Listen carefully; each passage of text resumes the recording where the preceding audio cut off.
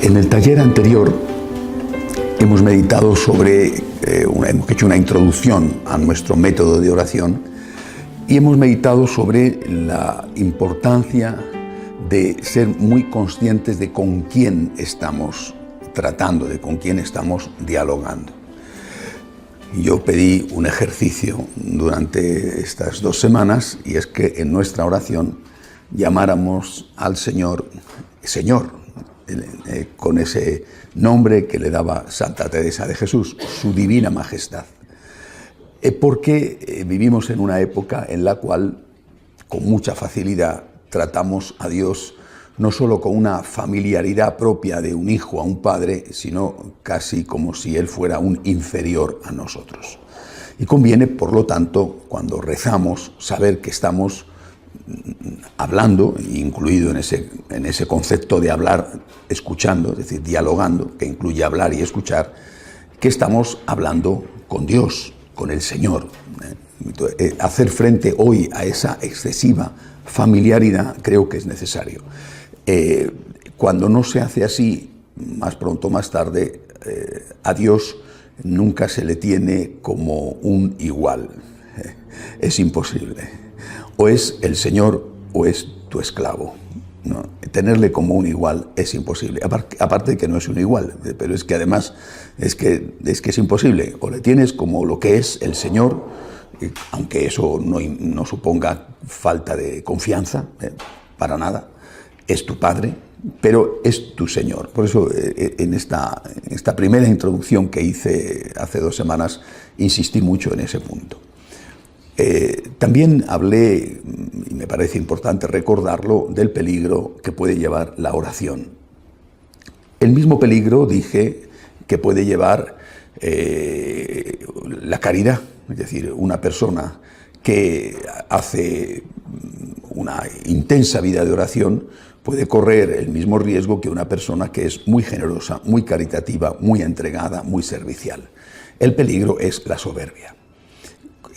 Cuando tú haces el bien del tipo que sea, oración o servicio a la gente necesitada, siempre, inevitablemente, el demonio aprovecha esa bondad tuya para hacerte sentir superior. Y ahí es donde está la trampa, ahí es donde está el peligro. Nosotros tenemos que hacer todo lo que tenemos que hacer, recordando siempre las palabras de Jesús. Soy un siervo inútil, no he hecho más que lo que tenía que hacer. Por lo tanto, no soy más que nadie, aunque haga cosas mejores que otros, o haga cosas menos malas que otros, o aunque otros hagan cosas peores que yo, no soy mejor que nadie. Esto es fundamental en la vida espiritual. Repito, y este peligro acecha a las personas piadosas, a las personas orantes y acecha también a las personas caritativas. El peligro de sentirse superiores. De ahí la importancia de no juzgar nunca. Podemos juzgar las cosas, pero nunca juzgar a las personas. Por eso el Papa Francisco, aunque le malinterpretaron, hizo muy bien en decir aquella frase, que es una frase que tiene un origen totalmente evangélico. ¿Quién soy yo para juzgar al prójimo? Yo no soy quien para juzgar a nadie. Yo sí soy quien para juzgar algo, es decir, un crimen está mal, un robo está mal, un adulterio está mal. Ahora, ¿voy a juzgar yo al criminal, voy a juzgar al adúltero? Que le juzgue Dios, que sabe las cosas. Por supuesto, también los jueces de la tierra tendrán que juzgar, según la ley, pues si es un adulterio, si es un asesinato, si es un robo, ¿verdad? Pero yo personalmente no me siento superior a nadie. Es muy importante, cuando uno empieza el camino de la oración, a dejar esto claro, porque hay muchas trampas en el camino de la oración y la mayor de todas ellas es el ensoberbecimiento. Es una persona que termina por ser soberbia porque se considera superior a los demás, se aleja de los demás, desprecia a los demás porque piensa que no están a su nivel, ¿no? Insisto, no solo pasa con la oración, sino pasa también con las obras de caridad. He conocido muy buenas personas que hacen excelentes servicios sociales, personas muy entregadas y que sin embargo se sienten superiores a los que no están como ellos, entregándose tanto a los pobres o viviendo en barrios marginales. Al final, el demonio siempre sabe poner su semilla, incluso aprovechando las cosas mejores que hacemos. Bien, esto es un brevísimo resumen del taller de la semana, de hace 2 semanas, y confío en que al menos los que estuvieron lo hayan intentado practicar.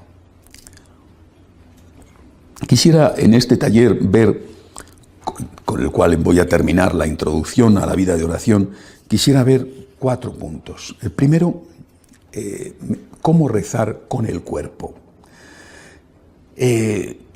Nosotros tenemos, los católicos, tenemos una, llamamos así, una antropología, es decir, una visión del hombre. Esa visión del hombre nos dice que cada uno de nosotros es único e irrepetible. Por lo tanto, no hay, por ejemplo, la transmigración de las almas o la reencarnación. Somos únicos e irrepetibles. Y tenemos 2 dimensiones, una dimensión corporal y una dimensión espiritual. Puede ser que algunos con la moderna psicología digan que hay una psique y que hay además el alma. Bueno, en cualquier caso, una dimensión corporal, una dimensión espiritual. Ambas dimensiones, el cuerpo y el alma, ambas somos nosotros.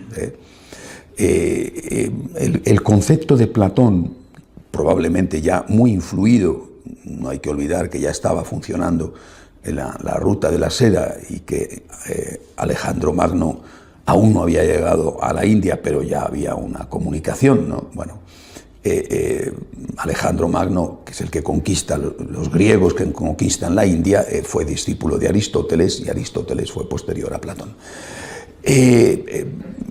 Platón, repito, muy influido seguramente por la mitología india, ustedes han leído algo de filosofía, habla del mito de la caverna. Y él concibe el cuerpo como la cárcel del alma. Esta imagen del cuerpo negativa, despreciable, el cuerpo es malo, el cuerpo es el sujeto de las tentaciones, el cuerpo no soy yo soy bueno y mi cuerpo es malo. Mi cuerpo tiene necesidades físicas, tiene que comer, tiene que dormir, tiene necesidades sexuales, tiene necesidades de ambiciones, ¿no? Pero no soy yo. Mi alma es buena, mi cuerpo es malo. Esto no es católico, Esto no es católico.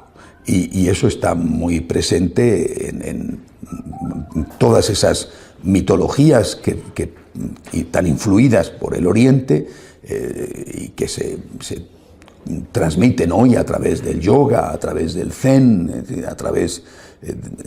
Fíjense que muchos piensan que eso es el budismo, en realidad son cosas que proceden del hinduismo. Insisto que es lo que influye probablemente a Platón, y a partir de ahí también en un momento dado contaminó en parte a la Iglesia Católica, porque durante siglos hubo un concepto muy negativo del cuerpo. Esto no fue nunca la doctrina oficial de la Iglesia, pero sí estuvo presente de alguna manera en la espiritualidad católica. San Juan Pablo II nos ha ayudado muchísimo a recuperar esa tradición genuina católica que enlaza directamente con el judaísmo. Para los judíos el cuerpo es muy importante. Nosotros, católicos, repito, tenemos una antropología según la cual yo soy mi cuerpo y yo soy mi alma. No soy solo mi alma encerrada en un cuerpo mudable, cambiante, que envejece, que enferma, que tiene tentaciones. No, mi cuerpo soy yo, tanto como mi alma.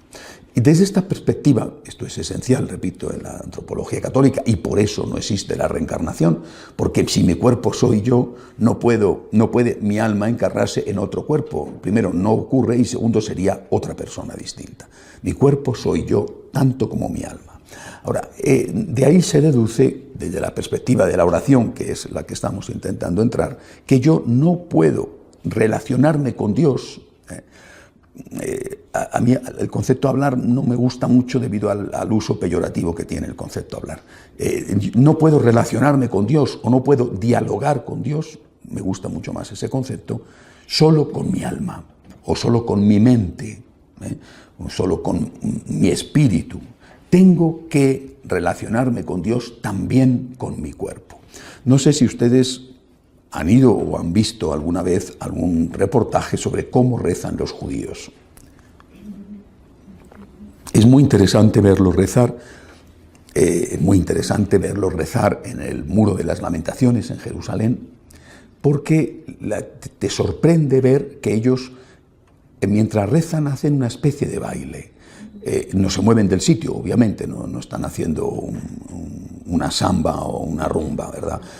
Pero intentan que todo su cuerpo se mueva. Las piernas hacen un giro, van para arriba y para abajo, mueven suavemente la cabeza. ¿Por qué hacen esto los judíos? Porque tienen precisamente este concepto que yo les estoy diciendo.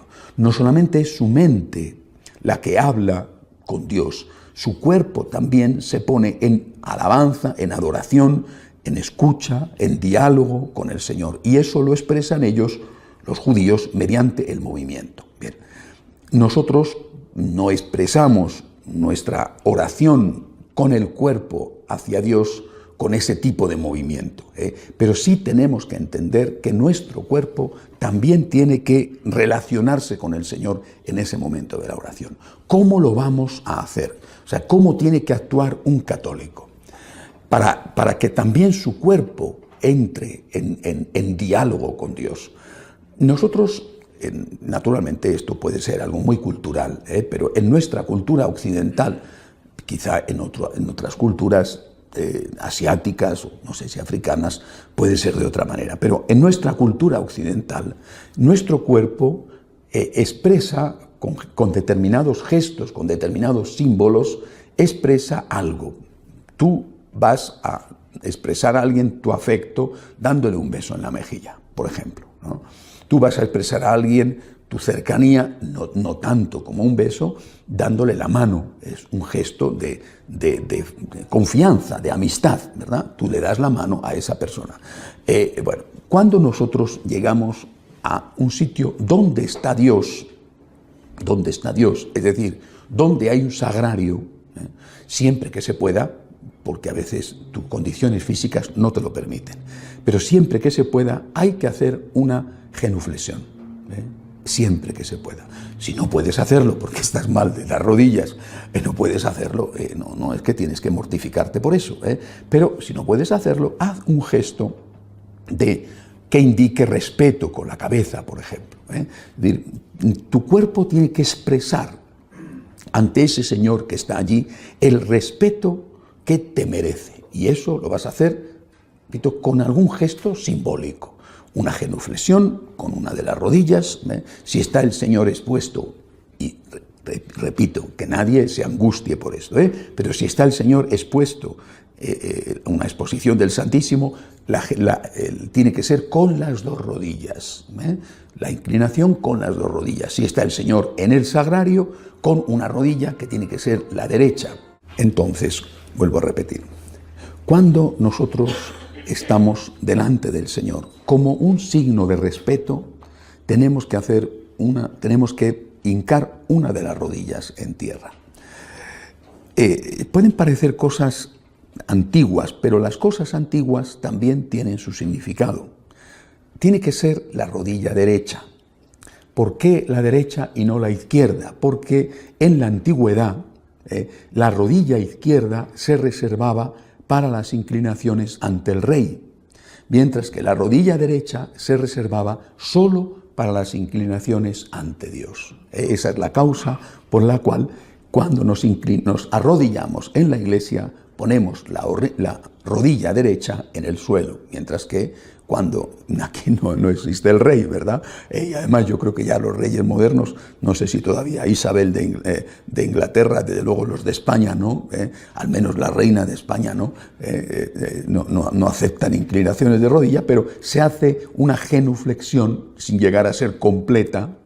Cuando uno está delante de un rey, se hace una genuflexión con la rodilla izquierda. ¿Qué importancia tenía esto? En la antigüedad tenía mucha, pero eso ya era un símbolo. Y estaba diciéndose con ese símbolo que Dios era más importante que el rey. Y que solo ante Dios te arrodillabas de la forma más plena que cabía, que era con la rodilla derecha puesta en el suelo. Mientras que en segundo lugar era el rey, repito, en el mundo antiguo, ¿verdad? Pero a ese no le dabas la rodilla derecha, sino la rodilla izquierda. Cuando, si no recuerdo mal, es Calderón el que escribe, el alcalde de Zalamea, dice, hace decir al alcalde, al rey, la hacienda y la vida se han de dar, pero el honor es patrimonio del alma y el alma solo es de Dios. Es decir, en la época del mayor absolutismo monárquico, por lo menos en España, se tenía muy claro que primero era Dios y después era el rey, por muy grande que fuera el rey. Y esto se simbolizaba con ese gesto, que hemos mantenido como un signo no solamente de respeto, sino de adoración. Muchos no saben por qué tiene que ser así, pero esta es la causa.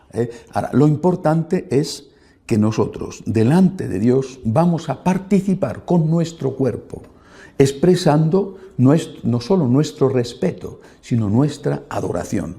Arrodillarse con la rodilla derecha significa que tú estás reconociendo que ahí está Dios. Por eso, nunca hay que arrodillarse cuando no está el sagrario. Porque tú no le debes a nada el gesto de adoración que implica el arrodillarse. Cuando no está el sagrario, por ejemplo, entras en un templo, no está el sagrario, porque hay muchos templos hoy que ya no tienen el sagrario, lo han puesto aparte en una capilla lateral más o menos inaccesible, pero cuando todavía está el sagrario en la iglesia, tú hincas la rodilla. Si lo haces al entrar en el templo o lo haces cuando estás en la proximidad del sagrario, bueno, eso depende de ti, pero tú hincas la rodilla derecha en el suelo. Y cuando no está el sagrario, lo que haces es una inclinación de cabeza. No sé si ustedes se han fijado, pero cuando el sacerdote llega al altar, al empezar la Santa Misa, si está el Señor en el templo, y sobre todo en las proximidades del altar, el sacerdote se va a arrodillar.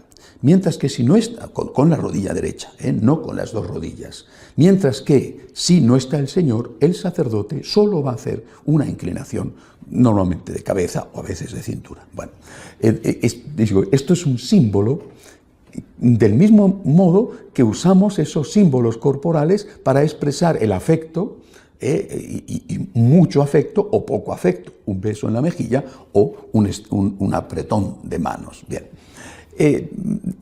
Digamos que es un poquito de cortesía delante del Señor, que expresa de esa manera corporal nuestra fe en la divinidad de Cristo. Bien.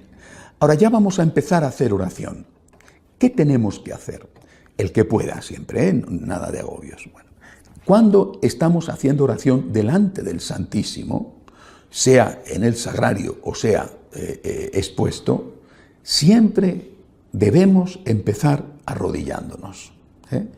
No hablo ya de cuando llego a la iglesia, no, sino cuando ya voy a hacer un rato de oración. Está el Señor en el sagrario. Siempre hay que empezar de rodillas, porque de esa manera nuestro cuerpo está participando en el acto de oración. No lo hacemos al modo judío del que he hablado antes, moviendo nuestro cuerpo, ¿no? Pero sí estamos diciendo, con ese gesto de arrodillarnos, estamos diciendo que reconocemos no solamente su presencia, sino su divinidad. Ese gesto es un símbolo que nuestro cuerpo hace y que expresa, lógicamente, como un apretón de manos, expresa lo que hay en nuestro corazón. ¿Cuánto tiempo debemos permanecer de rodillas? Yo creo que ahí es donde entra perfectamente, es decir, a través de nuestro cuerpo, entra perfectamente la doble dimensión que tiene que tener nuestra oración: respeto y confianza. Respeto, me arrodillo delante de Dios, solo me arrodillo delante de Dios. El católico es el único que se arrodilla delante de Dios para no tener que arrodillarse delante de los hombres. Es decir, yo solo me arrodillo delante de Dios, lo expreso delante de Él. ¿Cuánto tiempo? Tengo que tener en cuenta la otra dimensión. Es mi Padre, tengo que tener confianza. O sea, tú puedes estar todo el tiempo de rodillas si quieres, y a veces es que lo necesitas hacer así, pero también puedes, después de un tiempo, Depende del tiempo que tengas de oración, obviamente. Puedes estar 5 minutos de rodillas, 10 minutos, también depende de tu salud, de tu edad, bueno, y después te sientas, porque estás expresando de esa manera tu confianza. Estar sentado es un gesto de confianza ante Dios, estar de rodillas es un gesto de respeto ante Dios. Respeto porque es el Señor, confianza porque es tu Padre. Así nuestro cuerpo está participando en la oración. Ahora, esa confianza, estoy hablando de una oración en un templo, donde está el Señor. Esa confianza no puede ser excesiva. Es decir, tú no puedes ponerte en la iglesia, estás haciendo oración, como si estuvieras en tu casa. Piernas cruzadas, derrengado. No estás en la casa de Dios, no estás en tu casa. Estás orando, estás hablando con el Señor y escuchando al Señor. Tu cuerpo tiene que participar de esa oración. Tienes confianza con Dios y te sientas, pero tu confianza no te hace perder el respeto. Por tanto, cuando tú estás rezando, no cruzar las piernas. A mí me molesta, francamente, cuando veo personas en misa con las piernas cruzadas. Estoy segurísimo de que ellos no pretenden ofender a Dios. Es, como todo, falta de formación. También me molesta mucho que haya tantas iglesias cada vez más sin el sagrario. Y me molesta mucho que los bancos en las iglesias ya no tengan reclinatorio para poder arrodillarse. Eso no es casual, ni se debe tampoco a que haya que aprovechar al máximo el espacio. Todo eso forma parte de una teología desacralizadora, protestantizante. No pongas al Señor en el templo, con lo cual el templo se convierte en un multiusos. No pongas el reclinatorio, se dijo en su momento equivocadamente, porque no tienes que arrodillarte delante de Dios porque es tu Padre. Sí, es mi Padre, pero es mi Dios. Yo me arrodillo, yo me levanto, por ejemplo en la misa, que es un gesto de respeto también, y yo me siento, porque es un gesto de confianza. Bien, estas cosas son las cosas con las que nuestro cuerpo va a participar en nuestra oración. Y repito, pueden parecer detalles poco importantes, pero tenemos que educarnos corporalmente a que le demos al Señor el lugar debido. Es Dios, es mi Padre. Termina nuestra oración. Entonces, en ese momento, antes de marcharnos, de nuevo nos ponemos de rodillas. No pongo un tiempo. ¿De cuánto tiempo? Por favor, eso cada uno tendrá que verlo en función de muchas cosas, el tiempo que tenga de oración, como esté cansado, qué edad tenga, en fin. Si no te puedes poner de rodillas porque estás mal, no te agobies. Haz otro gesto de respeto, por ejemplo, estate un momento de pie, ¿no?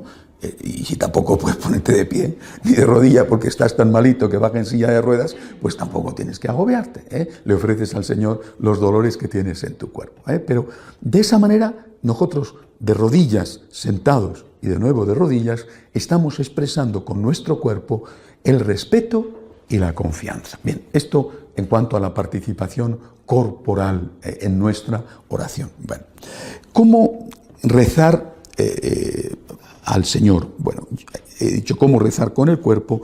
Quisiera ahora hablar de cómo rezar con el alma.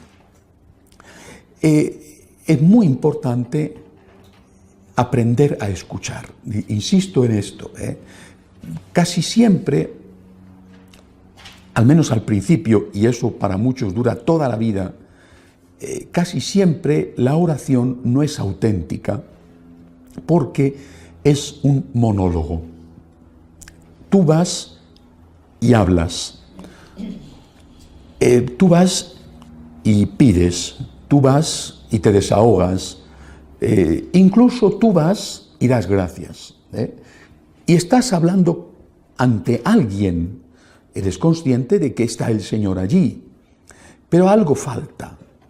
Esa oración es incompleta, no es buena, o no es lo mejor que podría ser, digamos, precisamente porque falta la capacidad de escucha a Dios. En nuestro método de oración, ese punto lo he introducido al final. con el punto de me ofrezco a ti. Lo veremos en su momento. Me ofrezco a ti. Pero tiene que estar presente en todos los momentos de nuestra oración. La capacidad de escucha. No es fácil porque si tú estás delante de alguien, hablando con alguien, otro ser humano, mucha gente no sabe escuchar, habla y habla, y cuando termina de hablar, termina la conversación, ¿no? O el otro habla y él está pensando en sus cosas, ¿no? Está entretenido y de vez en cuando hace algún gesto con la cabeza como para pillar algún hilo de la conversación, pero está en otra cosa, no le interesa lo que el otro le dice. Bien, pero si no es así, y confío en que no sea así nunca porque es una falta de respeto, pues tú estás escuchando lo que el otro te dice. Hay alguien que te está hablando, entra su palabra, su mensaje te entra por un sentido, el sentido del oído, ¿verdad? Eso no sucede con Dios. No sucede con Dios, salvo los santos o personas especiales que tienen visiones o audiciones. Bueno, pero lo normal es que esto no nos suceda a nosotros. Y esto es una dificultad. Nos cuesta mucho trabajo escuchar a Dios porque no hay voz. Entonces, ¿dónde está la voz del Señor? Está en tu interior. Es una de las presencias de Cristo que nosotros comprobamos, constatamos precisamente a través de la oración.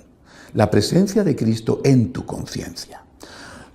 No voy a entrar ahora al grave problema de la conciencia hoy en día, pero el Señor te habla a través de tu conciencia cuando tu conciencia está rectamente formada. Bueno, pero te habla a través de tu conciencia. Tienes que aprender a escuchar esa voz interior. Esto tiene un riesgo, hay que decirlo porque es evidente, y es que tú te digas a ti mismo determinadas cosas y digas que te las ha dicho Dios. He conocido muchas personas así. A mí Dios en la oración me ha dicho. Bueno, puede ser, pero puede ser que tú te estés diciendo a ti mismo lo que quieres escuchar. Por eso hay que contrastar siempre estas cosas, ¿no? Un síntoma, un signo de que Dios es el que te está hablando cuando te habla en la oración, cuando tú has hecho el esfuerzo de hacer silencio, de apagar las otras voces, de dedicar un tiempo a la escucha. Bueno, un signo de que es la voz de Dios es que esa voz de Dios te da paz. Es un signo claro, te da paz.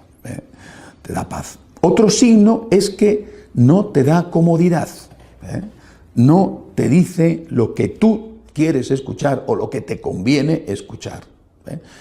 Paz y no te da comodidad. Es decir, yo me acuerdo cuando yo era un muchacho, el director espiritual me decía,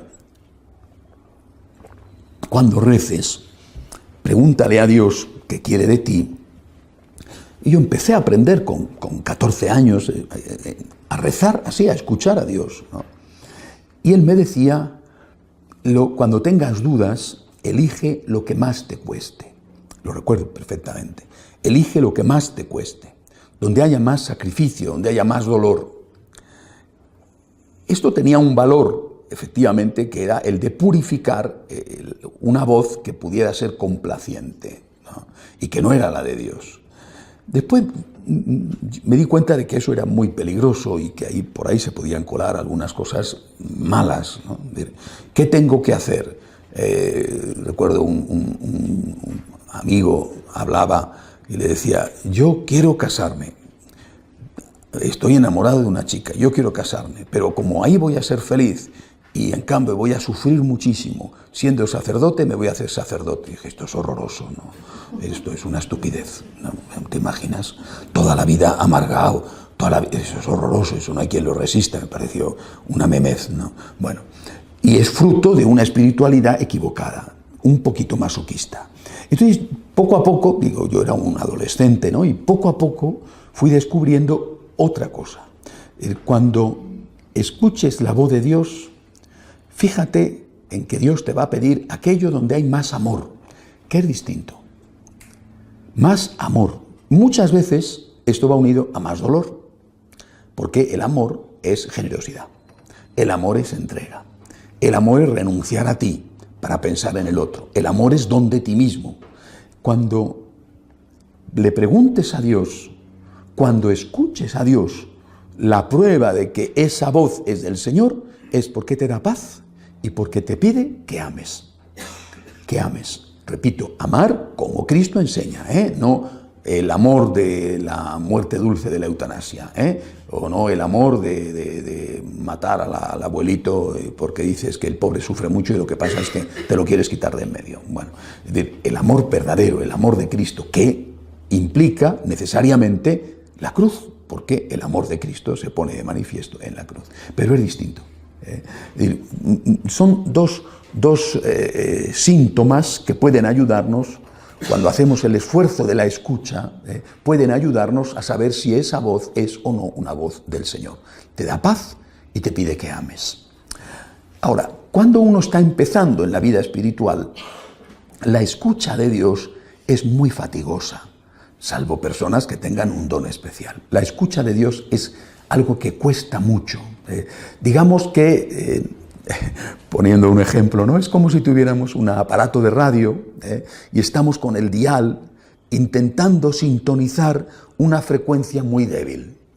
Y estás en el 89.0, y la coges con un ruido de fondo, pasas al 89.1 y ya se te ha ido. Bueno, es decir, al principio, en tu vida espiritual, te cuesta mucho captar esa voz de Dios.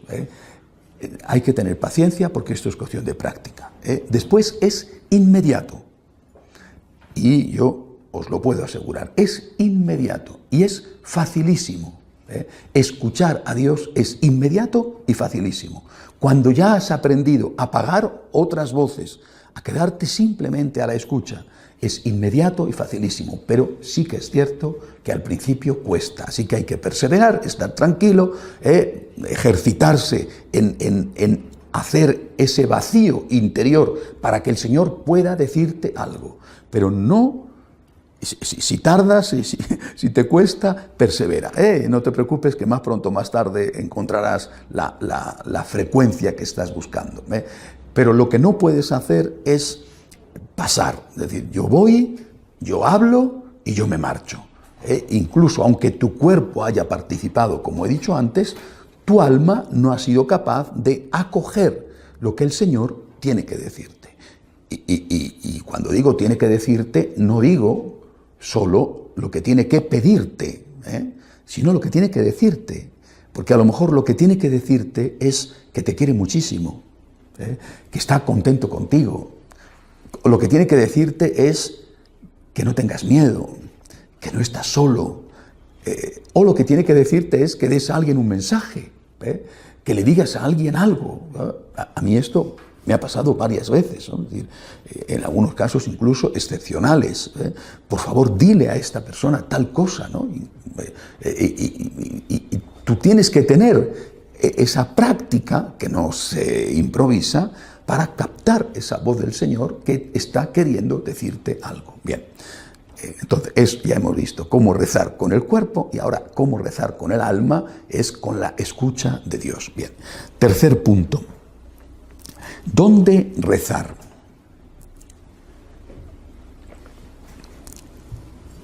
Bueno, es evidente que la respuesta a esta pregunta es solo una.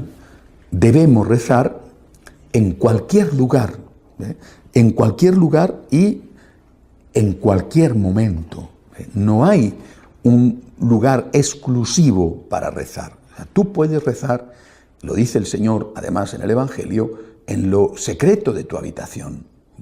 Nuestra oración no está reducida al templo o a la presencia de Cristo en el sagrario. Puedes rezar, debes rezar en cualquier momento y en cualquier lugar. Cuando la persona, después de mucho rezar, es Santa Teresa la que lo enseña así, después de mucho rezar, después de mucho tiempo de hacer oración, se convierte en una persona de oración, se puede decir lo que se dice de algunos santos, se dice de San Francisco, pero no solo de él, no era un hombre que hacía oración, sino era un hombre hecho oración. Es decir, llega un momento en que tu intimidad con Dios, estar en presencia de Dios, es permanente. Claro que estás afanado por otras cosas, que estás conduciendo, estás escribiendo, estás trabajando, estás planchando la ropa, estás haciendo la comida y estás pendiente, naturalmente, con tus 5 sentidos pendiente de eso, porque si no puedes tener un accidente con el coche. Pero llega un momento en el cual esa comunión con el Señor, ese diálogo con el Señor, no lo has perdido, ¿no? Es automático, inmediatamente estás con Él. De hecho, vives permanentemente con Él. Esto, como he dicho antes de la escucha, esto no se improvisa, pero no es, me parece, algo tan difícil o tan poco usual que pueda quedar reducido en exclusiva a monjas o monjes de clausura.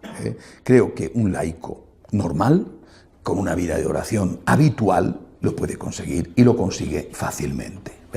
No es un signo de superioridad, insisto de nuevo en esto, tú no eres superior a nadie, esto os lo repito y os lo suplico que lo tengáis siempre presente. No eres superior a nadie, ni siquiera cuando el Señor te dé algunas gracias especiales.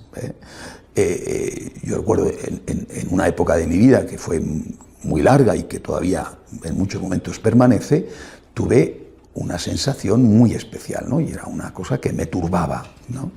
Y en aquella época estaba en Madrid, fui a hablar con mi director espiritual, ¿no? Estoy muy preocupado con esto que me está pasando, ¿no? Necesito ayuda, necesito que me asesoren porque no sé qué es esto, ¿no? Y él me dio, era un sacerdote mayor, ¿no?, con una gran experiencia, una gran sabiduría, me dijo: estate tranquilo, esto no es un don que te da Dios, no le des más importancia y no lo exageres, simplemente disfrútalo. Bueno, y así lo hice, es decir, Dios te va a dar unos dones en la vida espiritual. Tú no tienes que sentirte nunca, pase lo que pase, superior a nadie. Os lo suplico porque es la trampa del demonio. Y el Señor nos advirtió de esto cuando contó la preciosa parábola del publicano y del fariseo que iban los dos a rezar. Es decir, cuando tú llevas una vida habitual de oración, fácilmente, muy fácilmente, estás en presencia de Dios, hagas lo que hagas. Y el clic con Él se produce de forma automática.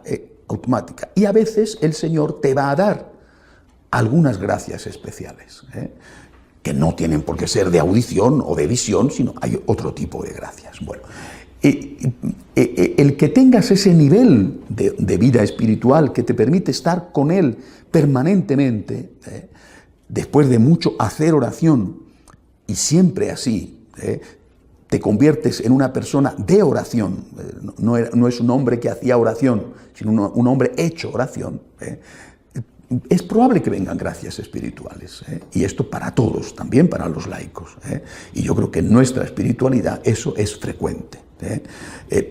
No te sientas nunca superior a nadie. Tengas las gracias que tengas, cuida mucho eso, porque el demonio es muy traicionero, y el demonio es muy astuto. Decimos en español que sabe más el demonio por viejo que por demonio. Entonces es muy astuto y sabe tentar al hombre en la peor de todas las tentaciones, que es la soberbia.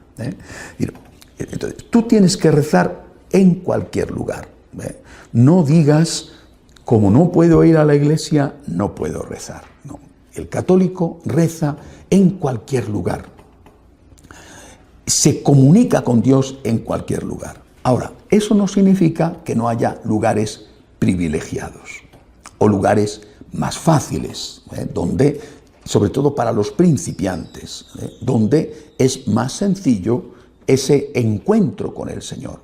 Yo diría que hay 2 tipos de lugares en este orden. El primer lugar donde yo me encuentro con Dios es en el templo, en presencia de Cristo. no solo en el templo, sino en el templo en presencia de Cristo, es decir, donde hay un sagrario. Y naturalmente, cuanto más visible el Señor, la adoración del Santísimo, más fácil. Por lo tanto, este sería el lugar privilegiado, el lugar donde la oración se hace más sencilla. Estás con alguien, delante de alguien, adorando a alguien, dialogando con alguien, que entra por tus sentidos. Y ese sentido, en este caso, es el sentido de la vista. Le ves. Aunque esté, por ejemplo, dentro del sagrario, tú sabes que está allí. Después, la práctica, en todo la práctica hace maestros, pero la práctica te ayuda a notar si está o no está el Señor. Es decir, lo mismo que nos sucede cuando comulgamos, ¿verdad?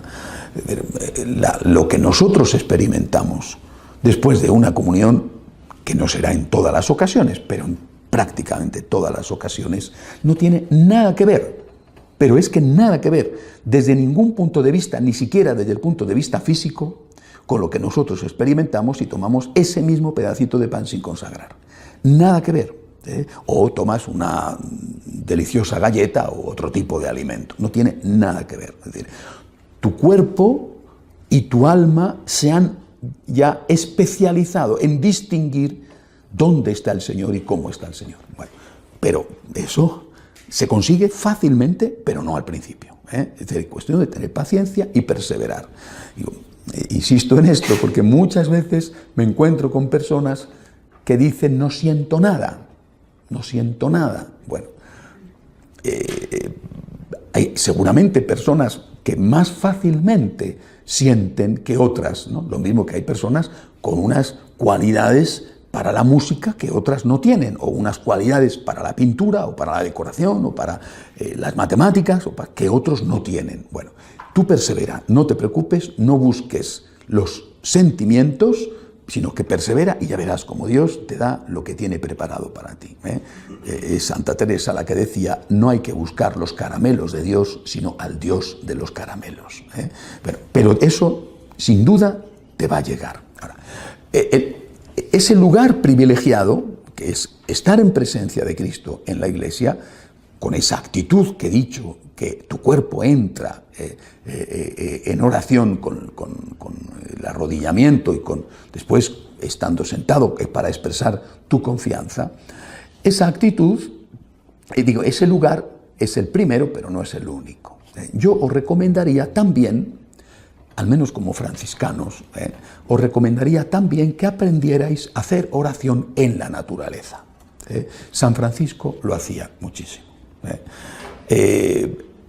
Es cierto que el Señor en el siglo XIII, en la época de San Francisco, inicio del siglo XIII, él muere en 1226, el Señor estaba ya en el sagrario. Esto no es una cosa reciente, la presencia de Cristo en el sagrario. Pero por las circunstancias de la época, no siempre todos los templos tenían sagrario. No siempre lo tenían. Tenían muchas veces solo imágenes. A veces esas circunstancias eran la violencia. Muy probablemente, por ejemplo, la ermita de San Damián no tenía sagrario. O si tenía sagrario no estaba el Señor. Era una ermita medio derrumbada en las afueras de la ciudad, una época violenta.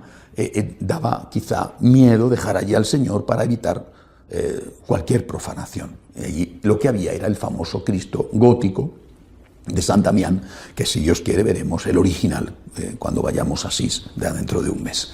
Es decir, es el lugar donde el Señor le habló a San Francisco y no estaba el sagrario. O sea, no le habló el Señor desde el sagrario, sino que le habló desde una imagen. Pero cuando uno conoce la vida de San Francisco, los lugares a donde San Francisco iba, siempre eran lugares bellísimos. Claro, vivía en un país muy bello, ¿no? Pero dentro de ese país bello que es el centro de Italia, que es un inmenso jardín, dentro de ese país él buscaba los sitios aún más bellos.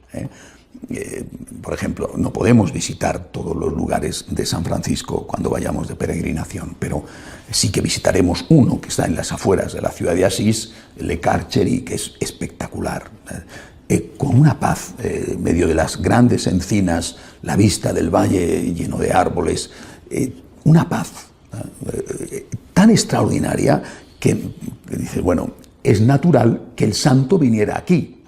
Es decir, San Francisco no solamente, por lo tanto, iba a hablar con el Señor, a escuchar al Señor delante del sagrario, sino que también se iba al bosque, se iba al campo, aprovechaba una puesta de sol o aprovechaba un amanecer.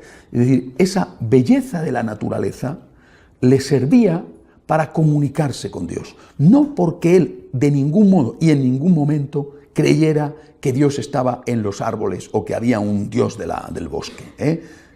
Dios era Dios y él lo sabía perfectamente. Y ese bosque, esos árboles, esa montaña, ese sol que se ponía, era una criatura de Dios. Bueno, nunca tuvo ninguna veleidad de paganismo o de panteísmo. Pero esas criaturas de Dios le hablaban de Dios. Y por eso, precisamente, yo creo que todos lo conocen, ¿no?, escribe el Cántico de las Criaturas. Es decir, es el primer santo que invita y que da gracias por esas criaturas e invita a las criaturas a dar gracias a Dios, a alabar a su Creador. Criaturas todas, alabad al Señor. Esto lo recupera del Antiguo Testamento, del Salmo, donde se va enumerando las criaturas para que den gracias a Dios por haber sido creadas. Bueno, por lo tanto, para nosotros el primer lugar de oración es el templo donde está el sagrario, y nuestro segundo lugar de oración es la naturaleza, buscando un sitio bello. Pero un franciscano tiene que saber contemplar con los ojos del alma a Dios en la belleza de las obras creadas por Dios. Esas obras creadas por Dios, si tienes algo de sensibilidad, te hablan del Dios creador y del amor del Dios creador por ti. Bien, esto en cuanto a lo de dónde rezar, por supuesto, hay más lugares, no digo que estos sean los dos únicos, digo que estos son para nosotros, franciscanos de María, el primero y el segundo. Después tú no siempre puedes irte a ver una puesta de sol. Bueno, pues en tu habitación, o cuando vas en el autobús, o cuando estás conduciendo, o cuando estás haciendo la comida, te puedes poner a hablar con el Señor. Vuelvo a repetir, cuando ya tienes experiencia, en cualquier momento entras en comunicación con Él. Bien, lo último que quería comentar en el taller de esta mañana es sobre los métodos de oración.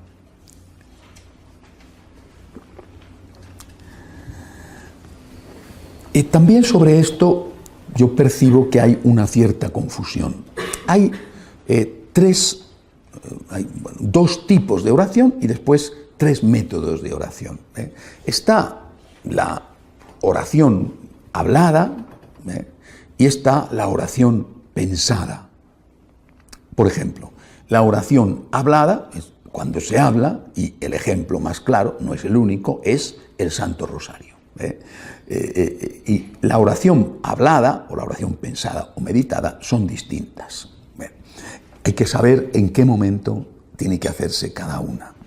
Nunca hagas una oración meditada o pensada, nunca reces con tu mente, con tu espíritu, después de comer. Jamás. El dolor de cabeza es inevitable. No, porque es algo que los antiguos sabían sin saber las cosas que sabemos nosotros. Lo sabían por experiencia. San Benito, uno de los primeros que empiezan la vida monástica, el primero en Occidente, San Benito decía, después de comer no hay que hacer oración. Porque ellos sabían que, aunque no lo sabían, que tu cabeza estaba, imagínense, con el calorcito italiano, del sur de Italia. Bueno, sabían que la sangre se iba al estómago y por lo tanto tu cabeza estaba con un sopor. Si te ponías a hacer oración mental, primero no estabas para nada y segundo el dolor de cabeza resultaba inevitable. Es decir, en cambio hay una oración hablada, vuelvo a poner el ejemplo del rosario, que puede ir bien para esos momentos. Ahora, cuando tú haces una oración hablada, una oración que puede ser repetitiva, lo que tienes que tener en cuenta es que el objetivo no puede ser que seas consciente de cada frase que dices en la oración, sino que a través de esa repetición tú entras en una comunicación con Dios o en una comunicación con la Virgen. Bueno, muchas personas dicen sobre el rosario, me siento un papagayo, me distraigo, no consigo decirle a la Virgen 50 veces pensándolo, Dios te salve María, llena eres de gracia, el Señor es contigo. No, es decir, bueno, mire usted, es que ese no es el objetivo. El objetivo de la oración hablada es entrar en comunicación con alguien. En una comunicación con alguien, en este caso la Santísima Virgen, que va más allá de las palabras que dices. Si a lo largo de las 50 Ave Marías logras meditar en 5, en 10, en 20, pues mucho mejor, ¿verdad? Pero si no, si te distraes, no pasa nada, porque el objetivo es que tú entres en comunicación con ese alguien al cual estás hablando, utilizando unas fórmulas verbales. No es nuestro método de oración, que tiene también fórmulas verbales, pero que tiene que meditarse, ¿verdad? Haces una parte, Jesús me fío de ti, y te paras. Te paras y meditas sobre eso. Pero la habitual oración hablada que uno puede hacer rezando una oración, sobre todo, repito, el rosario, las letanías, no tienen que sentirse uno mal por el hecho de que te distraigas. Es que el objetivo no es que estés consciente en cada una de las Ave Marías, porque entonces sucede lo que muchos, como yo me distraigo, no rezo el rosario, ¿no? El objetivo es que tú vas a hablar con la Virgen y vas a hablar diciendo esas palabras. Entras en una comunicación con la Virgen. De hecho, aquellas personas que han abandonado el rosario prácticamente nunca hablan con la Virgen. O si hablan con la Virgen es en momentos puntuales, en una necesidad o delante de una imagen o ante una situación dura, y entonces van esas personas y van a acudir a pedirle a la Virgen, etc. Pero no tienen una comunicación con la Virgen. Bueno, por eso la oración hablada es una oración que puede hacerse fácilmente después de comer, porque no te exige la concentración, que sí que va a exigirte, va a pedirte la oración mental. Bien, ¿cómo tiene que hacerse esa oración mental? Esa oración, repito, lo he dicho antes, hay 3 formas de hacer la oración mental. Bien, la más fácil, aunque no lo parezca, la más fácil es la contemplación. La contemplación se distingue de las otras oraciones en que tú no estás utilizando ningún tipo de concepto. La contemplación es estar, contemplar. En la contemplación no entra el razonamiento.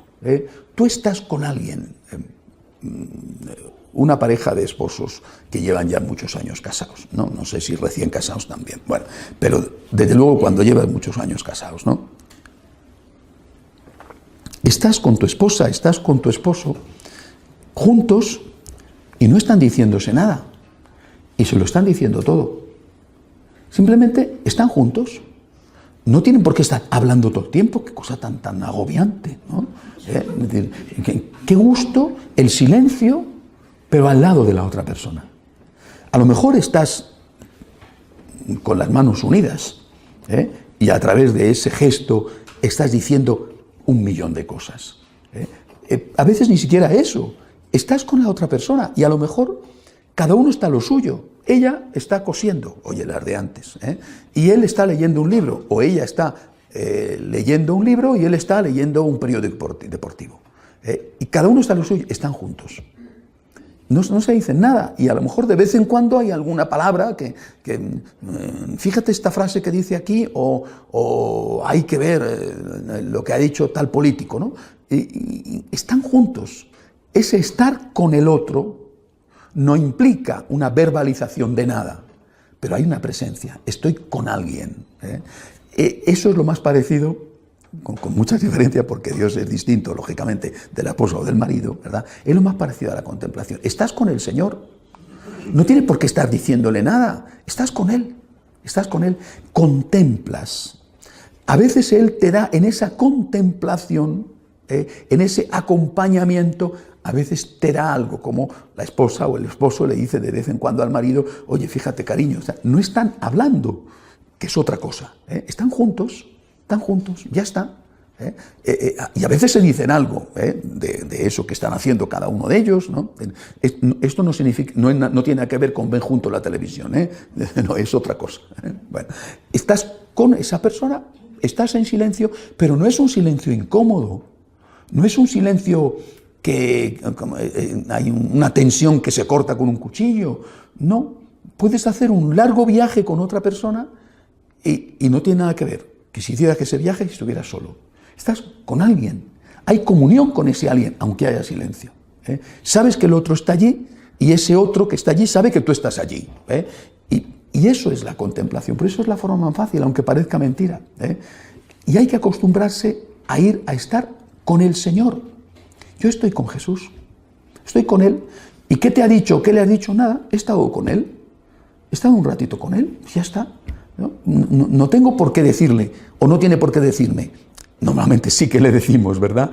Y Él nos dice, pero no tienes que agobiarte porque, no, estate con Él un rato. Y de repente te va a decir algo, no te lo esperas y te dice algo. Repito, igual que pasa con dos personas que se quieren. Pongo el ejemplo de dos esposos. Bien, esto es la contemplación. Cada uno dice, yo tengo que contemplar. ¿Qué contemplo? ¿No?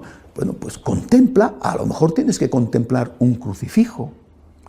A lo mejor tienes que contemplar una puesta de sol y te va a decir algo, pero a lo mejor no tienes que contemplar nada, estás en la iglesia, el Señor está allí en el sagrario, ya has hecho tu oración, ya le has dicho, me fío de ti, te quiero, te adoro, tal, se lo has dicho, y te quedas un rato más.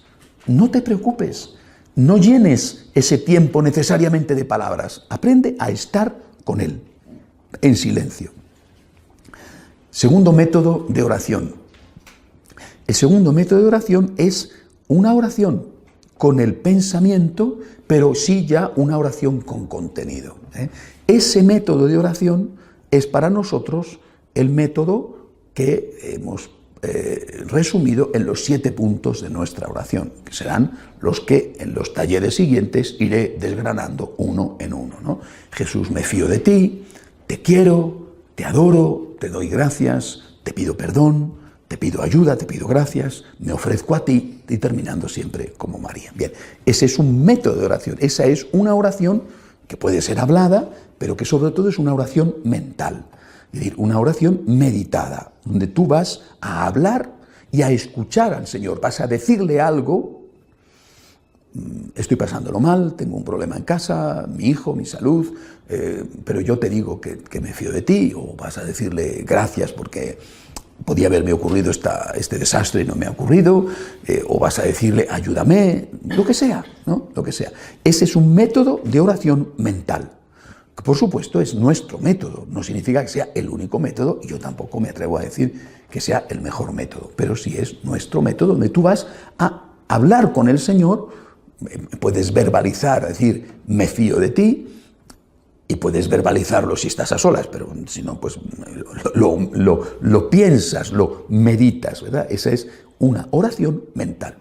Hay un tercer método de oración que yo solo recomiendo para principiantes, Solo recomiendo para principiantes, pero comprendo que para principiantes puede ser muy útil.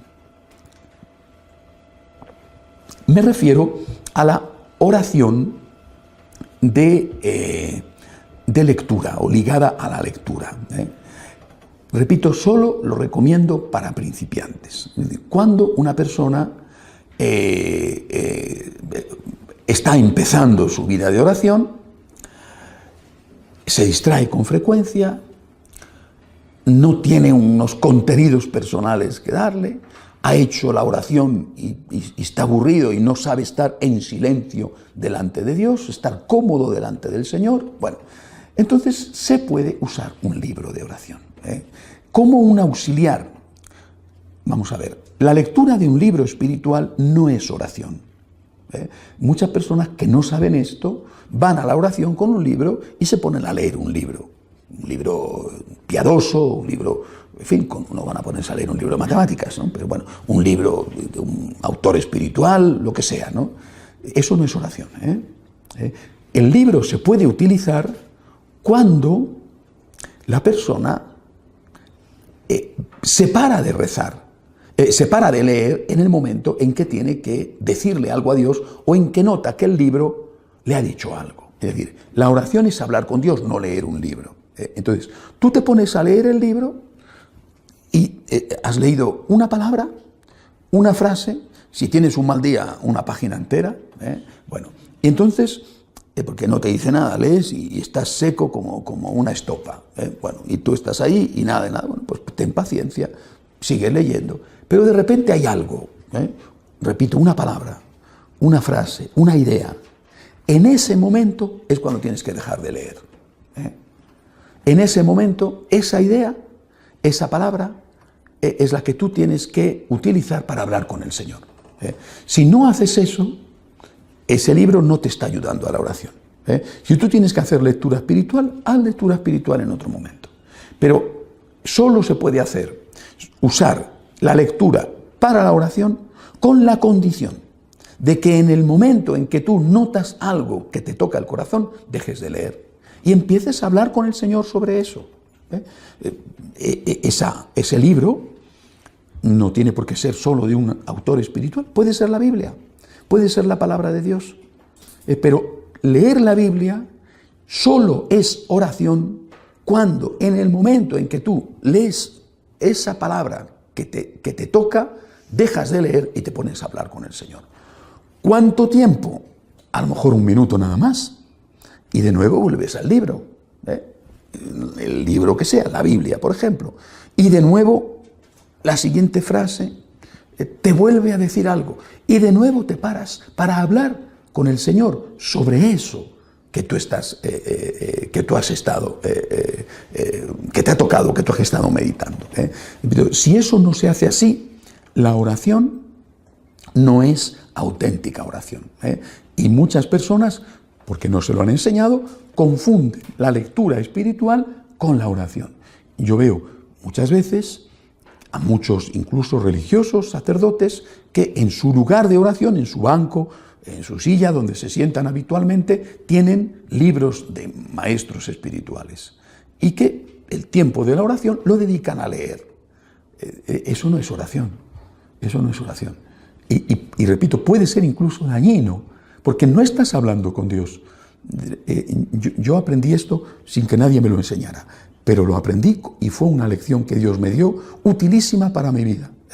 Durante muchos años utilizaba el libro para rezar. Ahora ya no lo utilizo prácticamente nunca. Pero durante muchos años, cuando empiezas la vida espiritual, utilizas el libro. Y utilizando el libro, un libro me podía durar 1 año. Yo devoro los libros, pero no en la oración. En la oración, el libro es mi auxiliar. Empiezo, leo, y empiezo a hablar con Jesús sobre eso. ¿Cuánto tiempo? Lo que me dure. Después sigo leyendo. Y a lo mejor en media hora de oración he leído 2 frases. Bueno, yo es que no estoy aquí para leer un libro. Estoy aquí para hablar con Jesús, para escuchar a Jesús. Por lo tanto, resumiendo, 3 tipos de oración mental.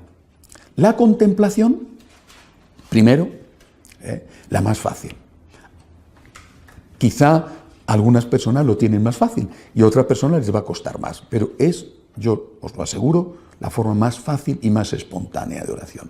Estar con el Señor, simplemente estar, sabiendo que Él está. Segundo, la oración mental, pero con un contenido. Y ahí es donde nuestro método te va a ayudar a que esa oración mental tenga todos los contenidos que debe de tener una oración. Y tercero, usar un libro espiritual, la Biblia o cualquier libro, como un auxiliar, como una ayuda, como unas muletas para el principiante que se distrae, se pierde, se aburre. Entonces, bueno, pues coges un libro, rezas, y cuando hay alguna cosa que te llama la atención, en ese momento te paras. Bien, hasta aquí el taller de hoy. Yo quisiera uy, qué barbaridad, mucho tiempo, ¿verdad? Que ahora pudiéramos ponerlo en práctica. He dado estos 4 puntos: cómo rezar con el cuerpo, cómo rezar con el alma, la escucha, dónde rezar y cuáles son los métodos o las formas de oración. Terminamos con un momento de oración en silencio.